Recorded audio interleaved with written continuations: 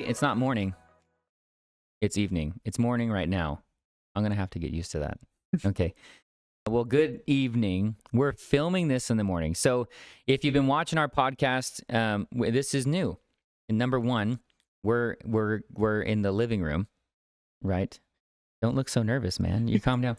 I'm fine. But we're in the living room, and we're doing something new. So instead of us talking about bombs and burritos and stuff like that, we're actually going to be getting people in here, and it's people that you guys know, and just again talking about stuff that you guys experience every day. And so again, we're filming this in the morning. You're watching it in the evening, and that's okay. That's just kind of how we're going to do things. But we're really excited about where the podcast is going. I was just telling Alejandro earlier, we're going to be able to come to your guys' sporting events and interview you guys after games and matches and stuff like that, or productions if you guys are in a play or whatever it may be. So we're really excited about where this podcast is headed, kind of where it's morphed. We still have Manny back there behind the camera with his really weird microphone. It looks like it's from Star Wars. But Manny, how are you? Are you holding it together lately? Yeah? Everything's going pretty good. I can't see your face, so By stand there up it is. a And now I little can bit, see there you your eyes. Yeah, that's better. I like, we got to look into your eyes. I'm just kidding. But yeah, so we've got Alejandro on here. So if you don't know, we'll get to introductions and stuff, but Alejandro, he's a former student, and he's living the high life now as a premier academic, and he decided to come back and visit all of us lowly. I think when you go to Stanford, you just kind of view everybody as a community college graduate. Like you're just kind of like, oh, Came out of BBC. It's really cute. But you're up there, so we're gonna do some small talk because we like food, and I realized how often our small talk includes food. So up there in Palo Alto, best food stops that you've discovered so far. It doesn't have to be food. It could be, oh man, there's a killer ice cream spot. Oh. So like what is that place for you right now? Okay, so we'll start with the ice cream spot. There's this really good place called Salt and Straw. Everyone loves it. Everyone. I haven't heard a single person who's not like, hey, it sucks. Salt and Straw. And straw, not Sultan. Mm-hmm. But for food, I love all things like barbecue, especially like Korean barbecue, Japanese barbecue, anything that's all you can eat. And it's not one that I went into. You do know that they didn't invent barbecue, right? I know, but okay. It's better there. It's better there. Well, okay. People in Texas would highly disagree, but that's all right. My personal which matters a lot. Okay. Which matters a lot. Because I go to Stanford. Okay, yeah, whatever, okay? Because I go to Stanford. Okay. What is it? I didn't go to it in Palo Alto, though. It's called Yukaku. But there is a few. It does not sound appealing. No, it's so good. All. Is it? It's for the memories and the great food. Memories. There's so many good memories. Go ahead. That place. Oh, can you talk about them? I can talk about the memories. You can. That's good news. So I went. That's always good. If it's a memory, it's safe to talk about. That's good. I went with two of my friends, and we accidentally ordered a little too much. And the rule, like, you know how it is, if you order too much, you got to pay for what you leave. So we just started like burning the food. It's like we didn't have to eat it, and like hiding it in random areas. Burning it? Yeah. So like there was a moment where they came and like turned off our grill. We thought like, oh, they're gonna kick us out, but they just turned it back on for us, and we just kept like burning the food. Yeah, I don't have that. I don't normally have that problem. Like if I go get barbecue, it's pretty much just gonna be all gone. Oh yeah. And I lived where the barbecue's actually good. Like I lived in Texas, I lived in Texas, and no, we actually, on the way back from Engage. So we just got back from a mission trip in San Diego. Shout out to Brian and Amy Jones at the Hills Community Church. But we just went to Phil's Barbecue on the way home. Pretty good. Not as good as Texas. But there was a guy wearing a TCU shirt in there. You say hi? I did. I actually walked up to him and I said hi. It's rare to find a fellow Horned Frog fan out in the world. Which, by the way, speaking of Stanford, I'm excited to go watch TCU beat. If they lose, I'm never going to talk to you again. I just hope you know that. Like if TCU actually loses to Stanford, which I don't think they will. They've disappointed me in the past. So like if they lose to Stanford, it's been nice knowing you. You know, I don't think I'd be able to look at your face ever again, because I don't think you would always just talk about that, and I couldn't do it. So it's been good. So for all of you Horned Frogs out there, please win. And that's the game. That's a season opener too. Mm-hmm. Yeah. So if I sit in the student section, I'm going to be one purple dot in a sea of red. Can you explain something to me? Sure. Is your mascot actually a tree? It is actually a tree. Yeah. To the tree. I'm not sure why. But you're the Cardinals. Yeah, cardinal tree. That's a tree species? Supposedly, allegedly. Apparently. They're the trees. We are the trees. We are the trees. Is that your chant? We are the trees. No, it's just go Stanford. It's just go Stanford. And go Cardinal. Yeah. Such fire chants. Which people give me a hard time being a TCU fan because it's the Horned Frogs. Mm-hmm. No, but we're just the trees. It's the trees. Yeah. The fighting trees. No fighting, just tree. Go Stanford. Oh, it actually is a tree. It is, yeah, and it's on all their stuff. It's in the S, right? Yes. It's in the. Why? Do you know why it's a tree? I don't know why. I wish don't we give you had the a back- cool But you go mascot there. True, I do go there, but I do not know. I do not know about their mascot. Hang on, I gotta see. Is a cardinal tree? Cardinal. We have laptops now on our podcast, so we can look things up. Which is it is. That is It's actually a pine tree. Hold on a minute. You actually have a tree? A guy dressed as a tree? Yeah, and then Are you kidding they me? like dance like. Manny, if you get a No, second, we gotta put that picture Oh, up. I already did. Oh, you did? I already did. What? Literally, That it's is literally just a tree. insane. I was just what? When we And go- he's wearing a hat. The tree doesn't wears even- it. It's yeah. an angry. It is the fighting trees. It doesn't Is even it? look like a good tree. It doesn't. It looks like someone just threw some construction paper on a guy They with love to decorate it. It looks like a really bad VeggieTales costume. I'm not insulting your school, but No, it's okay. but I am making fun of it. Dang. Okay, so But all when right. we go, you'll see it in action. Somebody posted. This is a former tree. A former. Previous tree here. Wow. Okay. So it's a badge of honor to be a previous tree mascot. I thought for sure, and that's one of the questions I really wanted to ask you today. I thought for sure it was like, no, the tree is symbolic.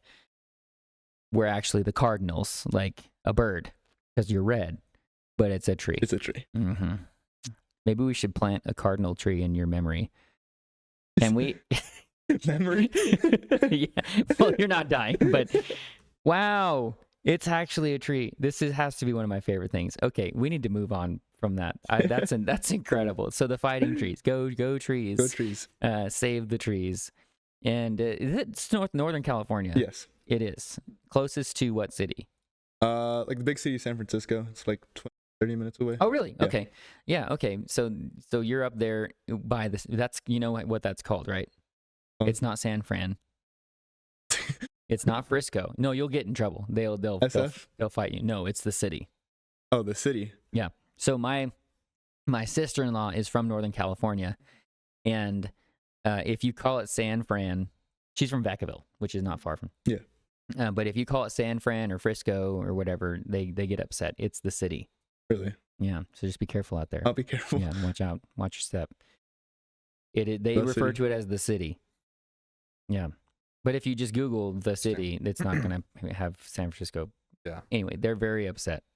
It's the city. Yeah, they're very protective. Very They're protective. very. Yeah, they're very protective of their tree. That's amazing. So if I get to go to that game, I have to get a picture with the tree. Okay, I can make that happen. Yeah, you can? I can. Wow, it says a lot. Can I can. wear the tree costume? I want one. I Okay, don't know. Christmas. I don't think I can make that one happen. Christmas this year, I'm going to be a tree. Halloween, I'm going to be the Stanford Cardinal tree. Okay. That's going to be my Halloween costume. I feel like that's the kid that, like, when he was in kindergarten, he was in the kindergarten play, and he was cast as the tree, you know? Yeah. And then he went to college, and he's like, oh, man, I've been preparing for this my whole life. I've been a tree, but I've never gotten to run around. fighting when they trees. dance, they like just do a bunch of spins. Well, what else is a tree gonna do? I don't know, like Yeah, have you ever seen a tree jump up and down? that tree, yeah. I guess he has multiple faces too. I was saying that he has different. He's happy and mad and all the emotions that you would consider. He does need braces, though. I will say, he kind of has some buck teeth. But okay, well, SpongeBob. yeah, he does have a SpongeBob face.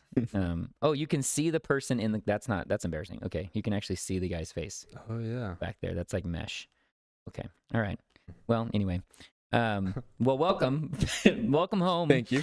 From Stanford. Yeah. So this is Alejandro, one of the premier ultimate frisbee players, champion, defending. No, not defending because you're old now. But former, future Hall of Fame ultimate frisbee fuge champion. Name will forever be ingrained on our youth room wall. But yeah. So tell us about yourself. So like your connection to what's your we'll just go through that. I know you look nervous because your hands are folded like you're praying. So so tell us like what's your connection to the church? Like how did you end up here? Well, I started coming here since I was like, I don't know, very young. I think I was in first grade when I first started coming here. But then after a while I kind of just like, well, actually my big connection was with his brother, with David and Miss Rosa. Like like we used to hang out all the time outside of church, and they were like closest friends. But then after a while, like with soccer and stuff, we kind of like just stopped coming to church. We focused more on just athletics. But then after COVID, I kind of saw myself drifting away.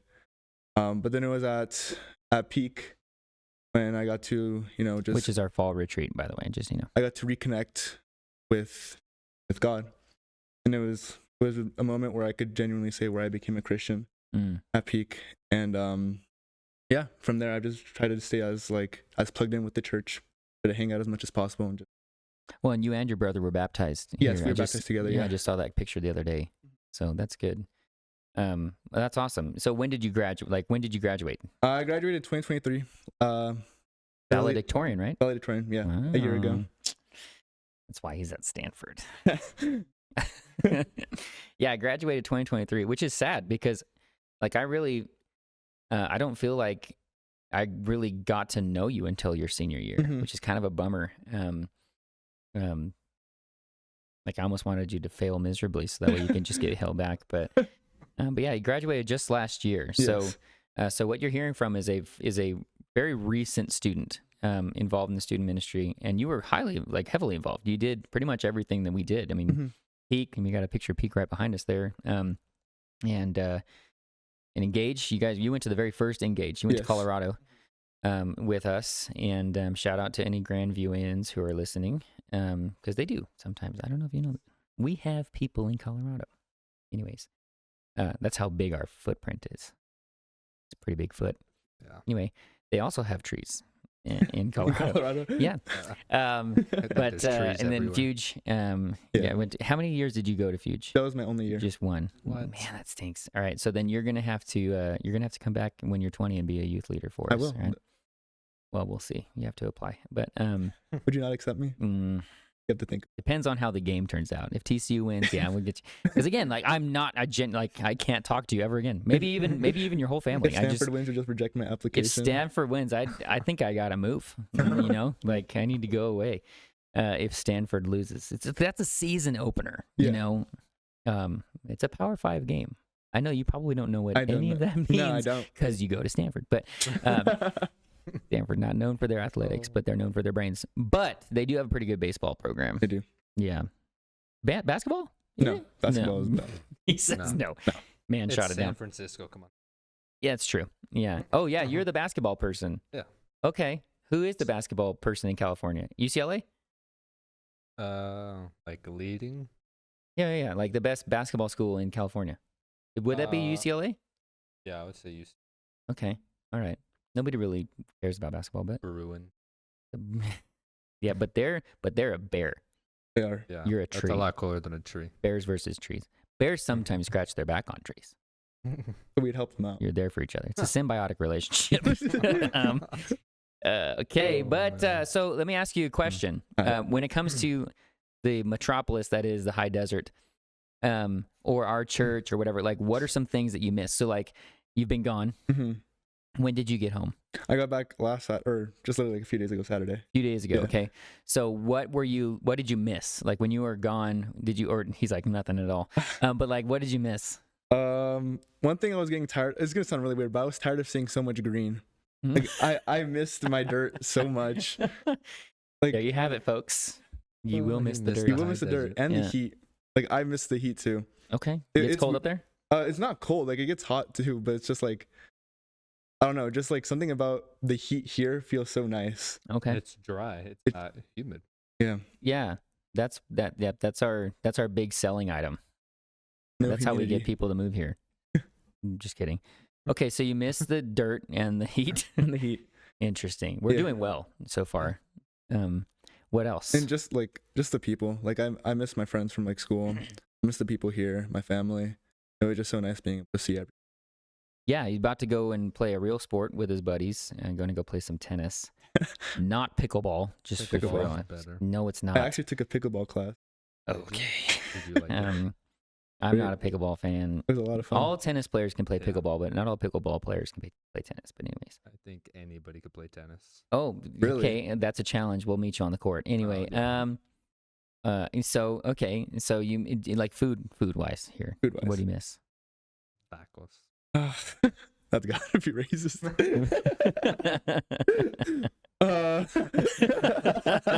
We'll edit that out. No, I'm just kidding. Well, I'm just kidding. What did I miss? I don't know. Just my mom's cooking is always great. I've never had it. You should. Well, I've had your dad's. You had my dad's, yeah, Yeah. not my mom's. Oh man. Yep. Yeah. I don't know actually. I haven't really gone out to eat organic tea house. I've been craving organic tea house. Manny knows. Says the tree man. Okay. Manny knows. All right. Have you been there? I drink coffee. I'm American. Oh, but it's not. It's like a food place. Yeah. But I drink coffee. You can get like boba tea. You know what a tea house is? It's British. We won that war. But anyways, That war. we throw all that in the harbor. But yeah, okay, all right. So you miss your British tea house, Mr. Tree Man. Mm-hmm. Doing great. Doing so good. Okay. So okay, all right. And then what are you doing now? So up there at tree school, what are you majoring in? What is this? So tell them what the school is. Oh, I go to Stanford University. Okay. It's a pretty well-known school, I guess. Little old Stanford. Little old Stanford. Uh-huh. I'm planning on majoring in mechanical engineering. Planning on. So what is your major right now? It is mechanical engineering, but I don't have to declare my major until the end of my sophomore year. So do you is there like a mountain that you go to and you declare it? I guess I just kind of like talk to someone and be like, okay, I'm going to declare this. Yeah. But like Michael Scott declaring bankruptcy. I declare my major. Okay, cool. Mechanical engineering to do what? I want to work in defense, so like Lockheed Martin. I want to make jets for like the military. Which you do fly. I do fly. You have a pilot's license. I do, yes. Which you got, little known fact, before you even graduated high school. Yeah, right? I got it the summer before my senior year. Yeah, so all of you listening, what are you doing? Just kidding. I'm really good at Fortnite. Well, you could be getting a pilot's license. Yeah, because he might be able to get you out of a bind. You know, I've seen movies where they're like, "Oh, look at that plane that's unattended and unlocked. Let's steal it." You know, that happens a lot in movies. Okay, cool. Yeah, so you're going to Stanford. So what led you to Stanford? Like, why that school? So, wait, hold on. So if you don't know, Ivy League schools, that's like very, very well known for academics, centuries old. They're on the East Coast, but Stanford would kind of be the standard, right? The Ivy League of the West Coast. Am I wrong? no, that's true. Yeah. So very difficult to get into. Mm-hmm. But what led you to that school specifically? Well, I knew I wanted to stay in state, so I wanted to go to a school in California. But I didn't. I just I remember one day in 7th grade, I just kind of just started looking up like best school in California, and then Stanford popped up, and then my dad was like, "You should like try and get in there." And then so, ever since 7th grade, it's kind of like my dream to go to Stanford. But I wasn't like I wouldn't say like I try-harded like all of like high school. Like my try-harding began like junior year, and I just Try-harding. Yeah. Coming to you live from Stanford. Good. Try-harding. Try-harding. tryharding. Yeah, you should be tryharding. Okay. Yeah. So when you said not until senior year? It's junior year. Junior year. Okay. So like I was just kind of like just taking all the classes I needed to take. Wasn't really like trying to like be number one or like, you know, I was just trying to just like go with the flow. And then junior year, the very beginning of junior year, I was like, I got my transcript back and I was like number one like in the class. So I was like, okay, maybe I can like continue with this. So so it was like, I was like, okay, like maybe like Stanford could like actually like possible. That was when I kind of just like started like taking more classes, trying to be more involved with like school, like extracurriculars, like other clubs, you know, just trying to like get as much experience as possible. Yeah, that's really, really cool. Yeah. Well, no, and I think it goes to show you, you know, some people, and maybe you've met some people like this, that their whole life is just dedicated to trying to get to one of those schools. It really does. I mean, the academics consumes people just as much as athletics, sometimes maybe even more. So no, it's really, I mean, it's an honor to know someone that's able, because was it difficult to get into? Like, is Stanford a difficult school to get into? It was very hard. Like I basically I don't think like the junior and senior year, like I had any free time to myself. It was all basically just school and like other like extracurriculars I was involved in. Like it really was just like trying to like stay committed and trying to like get it done. Yeah. So what was like the like what are their standards like, to get in? What are their Stanfords? What are their Stanfords? Well, I mean, like the standards are very high. I mean, like I've met people who like cured a disease. Wow. Yeah. Like, okay. Like they'd go to like international like research competitions and like win like first place. And like I know like my neighbor actually, he won the gold medal in like international math Olympiad 2 years. So wow. like you meet some crazy people there, and like I thought I was like, okay, well at least I'm a pilot, right? I'm gonna like be the coolest pilot there. But like someone in my dorm actually, like he has the record for the youngest person to fly around the world. Like I'm not even. What the heck? So I'm not even the coolest pilot at Stanford. And I'm not even the coolest pilot at Stanford. You should write that quote down. Alejandro Aguirre. I'm not the coolest pilot at the tree school. Yeah. But like, yeah. Got like, it. Like even like with like academics, like a 1500 on the SAT would be considered like great, like anywhere. But like at Stanford, that's kind of like below average. Wow. So it's the standards are very high. Yeah, no, and again, like that creates pressure, you know. And I mean, we're in the culture of comparison. If you would, you know, we compare ourselves to a lot of things, and so, you know, I mean, even for you even said I'm not the coolest pilot at Stanford. Yeah. I mean, we're sitting in a room with a former valedictorian who had his pilot's license before he graduated. What was your SAT score? 1370. What an idiot. Yeah. I'm just kidding. But you know, like was able to get into Stanford, going to build jets, and yet you think that you're not, you know, that just, again, like that just attributes to the level of people that are there. And again, like you had to, like you said, like you had to surrender a lot in order to get there. And just, I mean, we see that with athletics and things like that. Yeah. And I mean, do you surrender a lot while you're there? Like, have you had to kind of give up on, the typical college life in order to succeed at Stanford? Well, I wouldn't say I had to give up like everything. Like I'm still able to like hang out with friends, go out, but it's definitely like even when I go out, there's like that pressure on me. Like, well, I could be like working right now. Yeah. Like it feels like I'm wasting time. Times when I'm with friends just trying to have fun. Yeah. So like that pressure is always there. Yeah. So how do you deal with that pressure? I just kind of just like this mentality started like last quarter, just kind of like no matter what, like the work's gonna get done. So like even if I have to stay up, like it doesn't matter, the work's gonna get done anyway. Just gonna like enjoy the moment, you know? Okay. Because like especially like because the fun moments happen like maybe like twice every quarter, and then you just gotta like, and if I'm like just trying to like just like get through the fun moment to get back to work, that's not like the right way to like it just like adds more stress. Just kind of like choosing to live in the moment and just as much fun as possible, even if it's just doing work.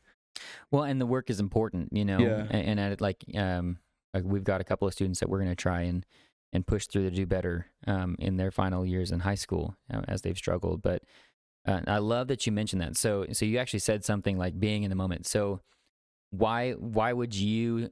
I mean, again, like extremely smart, very academic, very successful already at 19. I'm already successful at 19 years old. Why would you say that balance of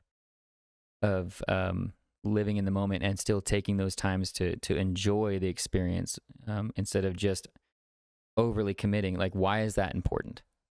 Because I just feel like, especially like my junior and senior year, like I feel like I definitely felt like very depressed, like a bunch of anxiety, and it wasn't until like very end of senior year where I was like, okay, well, I gotta like try to have some fun. Yeah. That it wasn't until like that kind of like that pressure just kind of faded away. Like if you're just trying to like do all the work, do all this and that to get to like some like big school, like don't get me, like it's nice being at Stanford, but like having all that depression and anxiety like on top of that it's not good. It's gonna make being at Stanford not worth it, right? So just trying to have fun even in the little things like will make that experience worth it. It won't make it feel like just some job, you know? Yeah. No, and it was interesting because just on Sunday we were talking about we're going through the manly qualities and all that kind of stuff with the guys, and honestly the manly quality we talked about on Sunday was humor. Mm-hmm. And you don't think of humor being biblical, but there's plenty of verses where the Bible talks about rejoice, like rejoice in the Lord always. Again, I say rejoice. And today is the day that the Lord has made. Again, that's a verse about living in the moment. Like today is the day that the Lord's made. Your mercies are new every day. So I love that you mentioned that because, maybe we've got kids feeling some pressure right now, some students feeling some pressure, especially seniors or people going into their senior year, or maybe people in danger of getting held back or whatever. That could be a lot of pressure. So I appreciate you speaking into that. And even on the athletic, it's interesting that you mentioned that because I've heard that from athletes. That literally they missed out on so many things because of club ball and like club sports, school sports, like again, just trying to get that athletic scholarship, especially in this world of college athletes getting paid, which is just, I guess, good. If you're going to put their face on TV, you got to pay them for that. But so much pressure and kids putting a lot of pressure on themselves. So it applies just as much to academics. So let's talk about your faith, because I remember having a conversation with you maybe at camp, which is less than 3 weeks from now, by the way. We'll be heading up to camp. But when you think of your faith, I remember talking to you and talking to just in general to the seniors last year of maybe you've thought about what school you're going to go to, but have you thought about what church you're going to attend, and not just attend, but where are you going to serve? And you kind of spoke to this a little bit before the podcast, but what immediately, like, what were some challenges to your faith as you go to such a, highly academic culture? Yeah. Being over there was the first time where I feel like I was attacked. I wouldn't say attacked because it wasn't that extreme, but like definitely like there's been moments where like people have made fun of me for being a Christian, like, oh, this kid doesn't believe in science, right? Or like, just like one time someone asked me if like me and like God speak directly, if like I can ask him for, like to like give him money or something. And it's like even though it's like I'm not like being like hit physically, right? Like it's still like there's some people make fun of you, and that's normal, I guess. Like going to a very secular school, and like where everyone's like so like where everyone's worldview is based on science, right? So yeah, and there have been some moments, especially with my friends, where they'll ask me difficult questions, and then it's just the answer. Yeah. Because like at the end of the day, like I don't have all the answers to everything. Like there's this verse I like, 1 Corinthians 13:12. Right now you know but a reflections that you'll know in full. Like right now I don't know all the answers, but I can do my best to answer their questions. Yeah. I've just been trying to be in the Word constantly. Talk to the pastor up there, try and see like how can I better answer questions. Yeah. So well, and I mean not a lot, but I know that you've oh, there you go. Yeah. like this. There you go. No, but like, I've gotten a few texts from you, but yeah, I mean, it's just having the connection, because you're always going to get asked questions, and people, you have to realize too that sometimes people are going to ask you impossible questions, like, can God create a rock so heavy that he can't lift it? Just like, what's the point of, like, that doesn't disprove my faith. That just proves that you're asking circular questions. But I'm very glad that you mentioned your church. So why is being connected to? So what church would you say? Like, what church would you call your your home church up there? Your home away from home. Well, I wouldn't call like any of the churches I go to their home. I would call like the group I'm a part of. Like, Okay. my church home. It's called Chi Alpha. It's Okay. like a nationwide organization in a bunch of universities. Yeah. And we have one there at Stanford. And I made like my closest friend, like my best friend at Stanford's name's Colin. Like I met him through there. He'd be my roommate next year. Oh, so cool. Yeah. So like it's just been like there's just so many great people there, and I'm able to talk to some, learn a lot. So why has that been important? Like let's just entertain the idea. Like if you did not have that. Oh, okay. Yeah, if I didn't have that, I don't think I'd be going to church. I think I would have like definitely like strayed away from God. I don't like it wouldn't like my faith just wouldn't be as important as it is like right now. Like I feel like being part of that group has made my faith stronger, like way stronger than it was my senior year. I see how it is. No, I'm just kidding. So the next gen is not good enough for Stanford Tree people. I'm just kidding. No, I personally I'm so glad you have that because again, you know, whether it's Campus Crusade or whatever it may be, I'm grateful that there are organizations that are like that because, I mean, especially in California where politically it's very opinionated and things like that. You know, having that connection is very, very important. And because I've mentioned this before, but you've experienced, like, talk me through Sunday morning when your alarm goes off and your mom's not telling you to get up and get ready for church. Has that been a challenge? Some days it's very hard. Very hard. And is it because of like what's that? Why? Well, most of the time, like I'm able to get up, but there's just some days where like I'll spend Saturday night just like doing a bunch of work, and I'll go to sleep at like 3 a.m. or 4 a.m.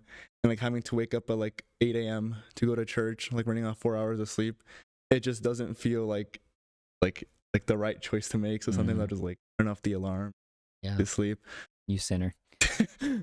No, yeah, and I did. Yeah. I mean, dude. I mean, I went to a Christian school. Like, I grew up in a Christian school. I went to Cal Baptist, and man, I struggle with that. You know, I can tell you confidently that when I was in at Cal Baptist, for those 2 years that I was at Cal Baptist, I didn't have a home church in Riverside. You know, and I think I just used the guise of, oh, I'm at a Christian school, so it's like church every day, and I go to chapel. But man, I really struggled in my faith those 2 years. Really struggled in my faith those 2 years. And even though it was at a Christian school, you know, you would assume that all people. I was just talking to Seth O'Neill, and you know, when you first go to a Christian school, you think, oh, everybody's Christian. Like, no, that's not true. You know, some, especially athletes and people that get scholarships, they'll go where they're gonna, you know, get money for school. Yeah, that's a reality. So you talked about like the pressure on your faith. So how difficult is it to manage that pressure from, like, again, just, you mentioned being in a room of highly academic people, right? And I mean, like, in the company of, I mean, people like traveling the world on a plane, you know, and setting records and all those kinds of things, winning gold medals and things like that, to where you almost feel like your valedictorian pilot's license is small. Like, that's incredible to think of. But what it is, like, talk me through like how you manage the pressure on your faith from those people, but then also like your viewpoint in terms of seeing those people as lost. Yeah. Like all of my friends except for like 2 of them at Stanford are not Christian, right? So it's hard to like look at them and know, like, you know, like from what I believe, like I'm not going to see them in heaven, right? But it's also difficult to like try and like, you know, like talk to them about my faith, because I don't want to be like that person who like shoves my faith in their face so much so that it pushes them away, right? So like the one thing I try to do is just let all my friends know that I'm Christian, try to be that light in their lives, and like try to like live that out to the best of my ability. So if one day like they have a question, and I've had conversations with like all of my friends about my faith, like if one day they have that question, they feel like they can come talk to me and ask me questions. And I feel like that's been like the best way to go about it, especially there, because given that everyone's so like academically focused, so scientifically focused, it's hard to like try and be like, because like telling them that God is real, and if they truly want to believe that, would like shift their entire worldview. Like it would like change. Like one of my friends told me, like it would change the way I think about everything. Like it just wouldn't work, like based on like what I've believed my whole life. So like, I don't know, just like trying like my best to just be that light in people's lives is is really the best I can do, I think. Yeah. Well, and that's First Peter 3:15. Living your life in such a way that that begs people to ask for a defense of the hope that you have. Yes. And again, like living that out, I think is important. And I mean, because there could be is there pressure to just blend in? Oh yeah, a bunch. Like it would be so easy for me to just not be a Christian anymore. Yeah. Like the Stanford is set up for me to just like throw away my faith, basically. Sure. But like it's just knowing, like keeping my faith central and like sticking to that no matter what is definitely a challenge. But like if I believe it so strongly, like nothing that like no question they could ask me would like Sure. throw me away from it.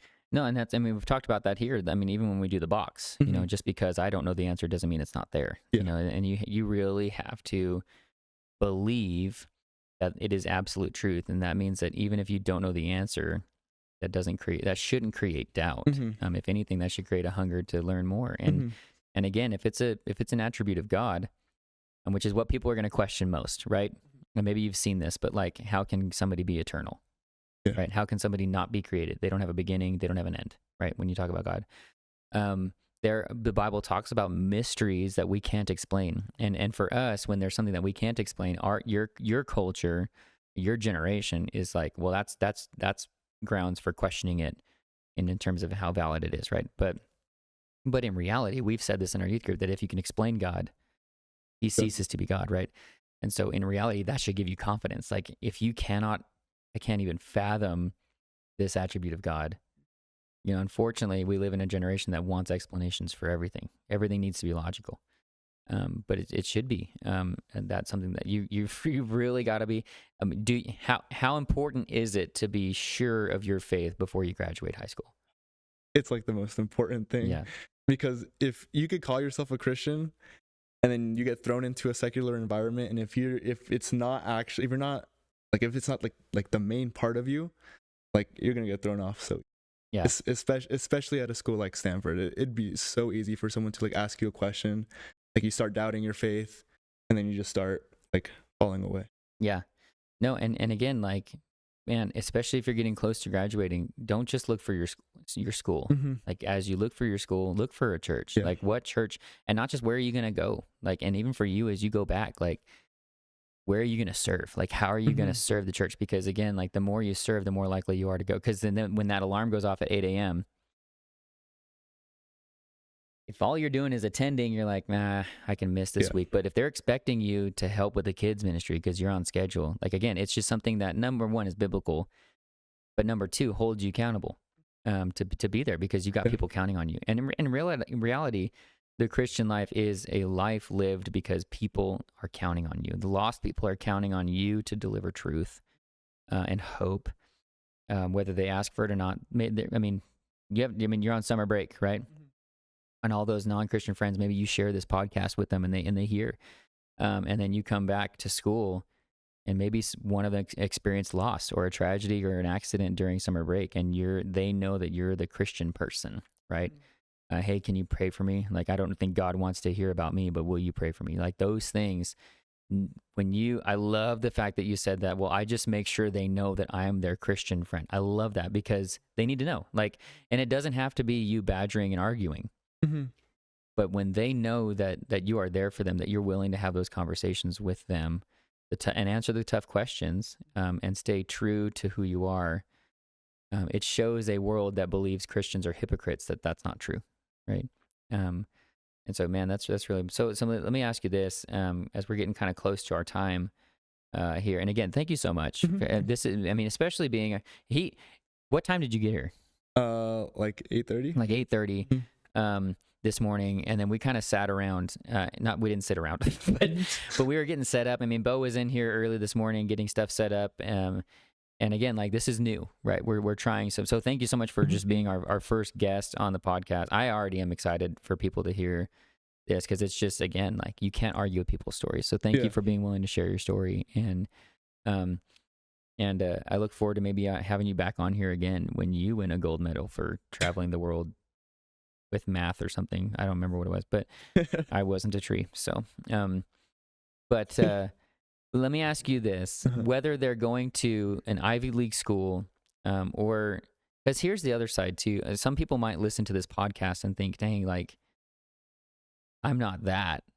Like, all I can really muster up is VVC, right? Or I can't, I can't afford to go to Stanford, or I'm not smart enough to go to Stanford.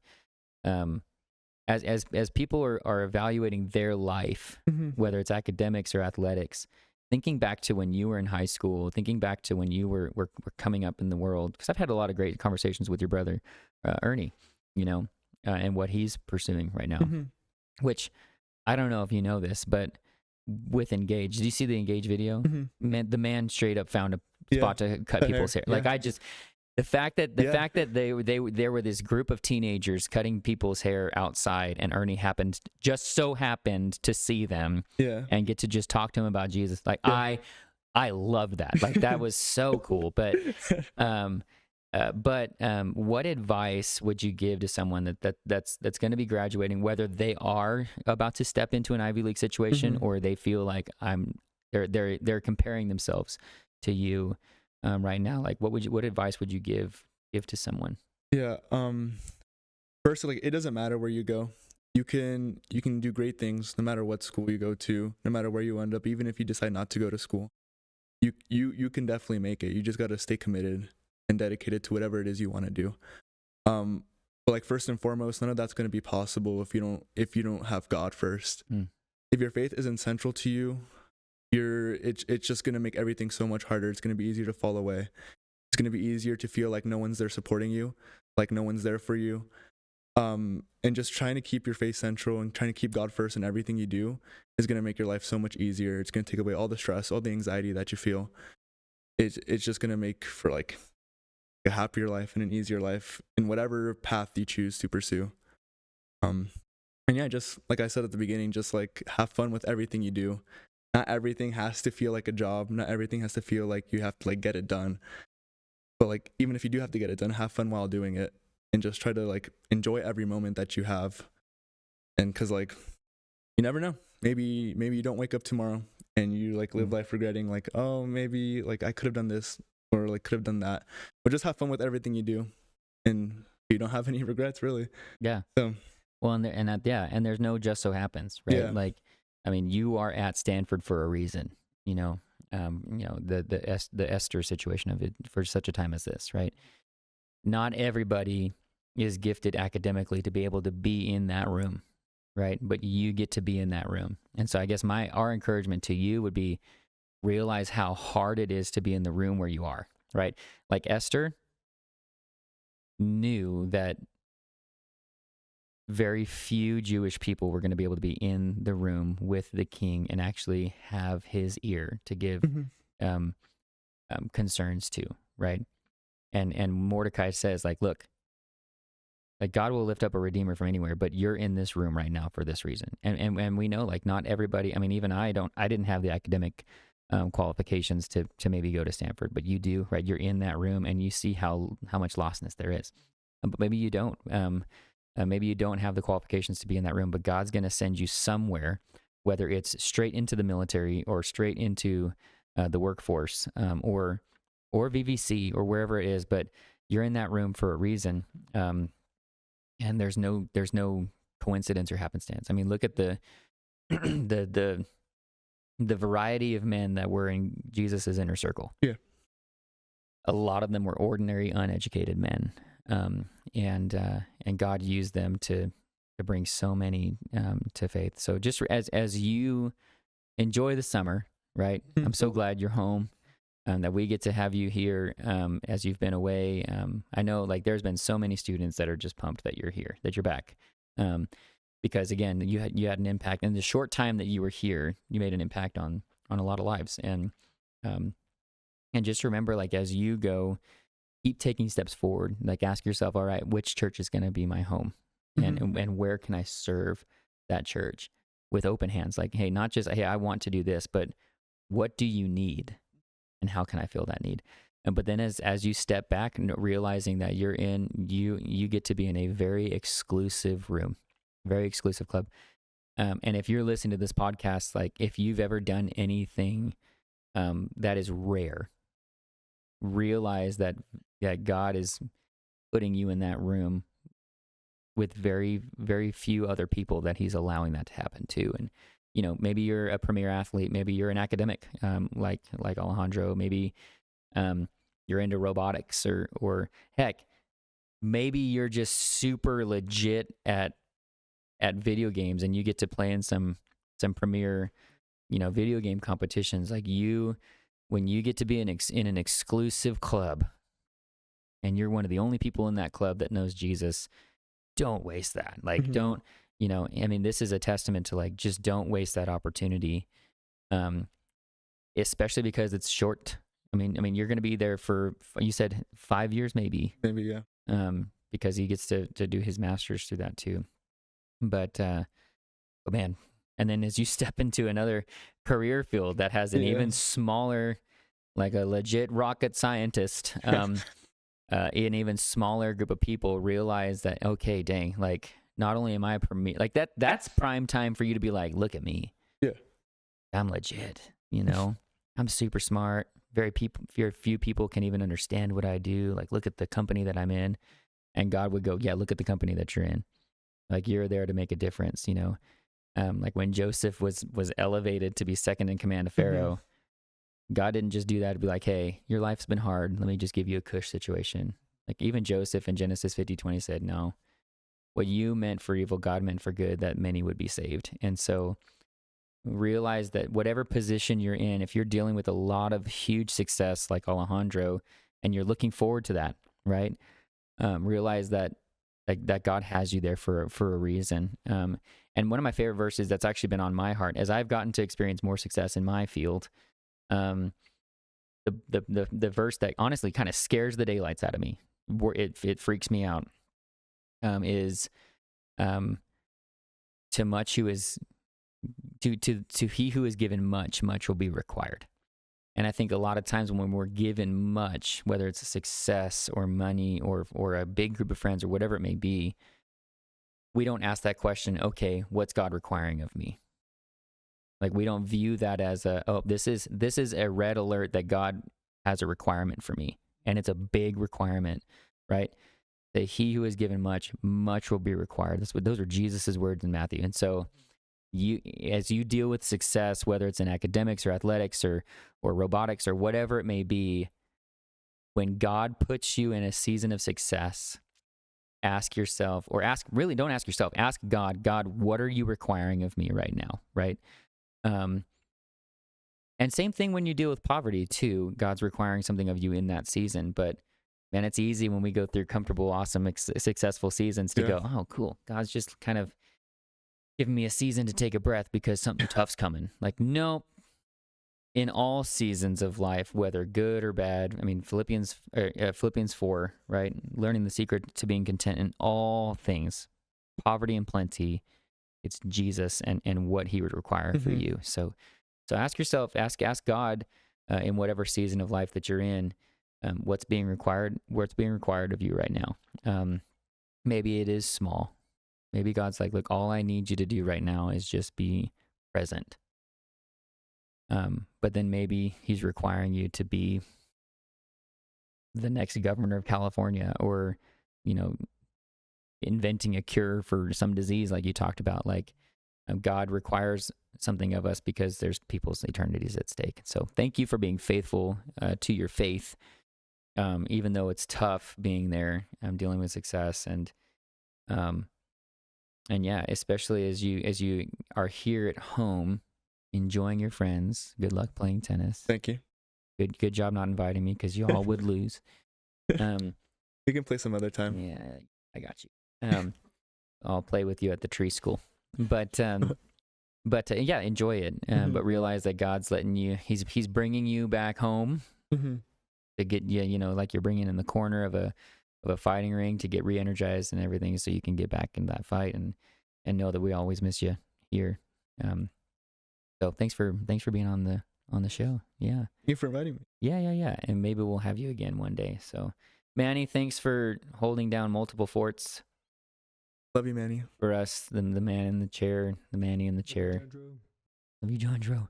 Jar Jar. What do you prefer to go by? It doesn't matter to me. Everyone calls, like at school, they call me Ale. Like everyone, when I played soccer, everyone called me Ale. My brothers call me Ale. Everyone except my parents calls me Ale. I don't. You call me Jar Jar. Yeah. David calls me John Dro. John Dro. I call you that was camp, I think. No, or engage. I don't remember. I don't remember when it was. Yeah, I don't remember. Well, we're happy to have you home. Looking forward to maybe playing some rugby here soon with you, and again, just connecting with you, and enjoy your mug. Thanks for The beautiful mug. Put it on the mantle with all of your trophies. That's your trophy for being our first guest. Yay. We'll write it on the bottom. First guest on the NG podcast. And for you that's listening, hopefully this finds you well. Hopefully you guys are having a good week, good summer break. For those of you that are in summer school, stay strong. All right. And do your best in all things, not to please men, but as if you're doing them unto the Lord. 1 Corinthians 10:31. So, or whatever that. Is it 10:31? Hold on, I gotta find it right. I can't lie. Hold on. Things as unto. Let's see if I was right. As unto. Oh, hold on.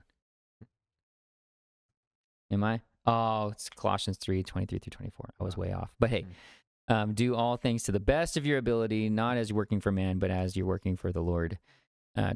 Again, He's most important. All right. So love you, dude.